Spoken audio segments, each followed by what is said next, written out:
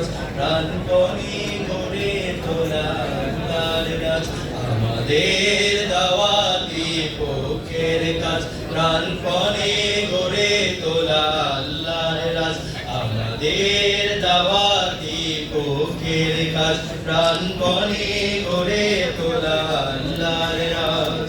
কোরআনের পরিভাষায় কামাতে দিন কোরআনের পরিভাষায় কামাতে দিন সেই কাজ করি এসো বিরামবিহীন সেই কাজ করি এসো বিরামবিহীন আমাদের দাওয়াতি পক্ষের কাজ প্রাণপণে গড়ে তোলা আল্লাহর রাজ মানুষের মন গড়া মতবাদ যেন আমাদের বুক করে ক্ষত বিক্ষত মানুষের মন গড়া মতবাদ